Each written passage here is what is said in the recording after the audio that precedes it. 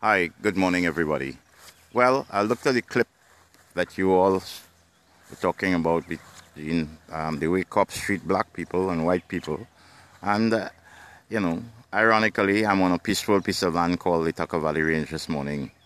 And there are black targets and white targets. They're there to give numbers so that when you lie down in your position, you can shoot straight.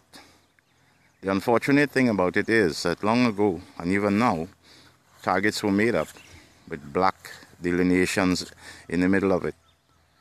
They were taught to shoot black. That is not by coincidence or anything. That was a plan. Many years ago, when guns were made, it was the British and the Americans who developed the technology, and then the Germans came, then the Russians and the Chinese, and then it went worldwide into development of arms. But the British developed their arms and ammunition from the musket, the flintlock, to modern day weaponry, and the only people that they perceived that they had to shoot was black people going in to conquer their lands in Eurasia and Africa and all of that. So they trained to shoot black. The unfortunate thing about it is World War II, it was white on white. World War I was white on white with token blacks. World War II was white on white with token blacks. So the law enforcement taking up that where the soldiers left off, they continued to train because it was the military who used to train law enforcement until they came into their own. So one has to understand that it is the psychology and the physiology of the intent to shoot and to conquer that has brought us to a point where we still yet do not understand civil behaviors, violence, color, race, creed, and I guess it's like making love.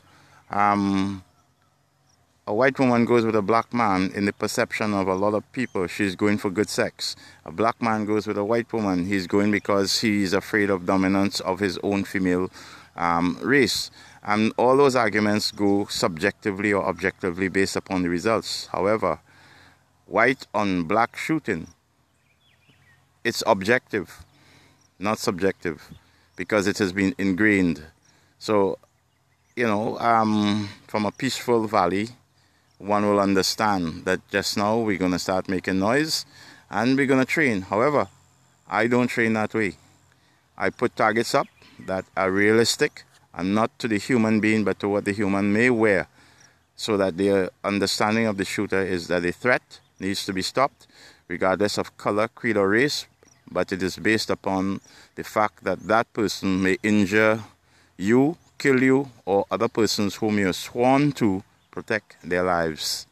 So tune in next, and I'm going to give you a little bit more of the training that I went through in the US as an instructor, and what they used to tell their trainees and what I used to tell my people, and the kudos I get years after from persons who I've spoken to.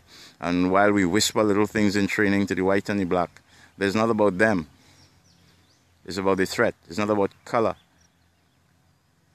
It's not about race. It's about you, your soul, and your intention, whether you want to defend or you want to kill.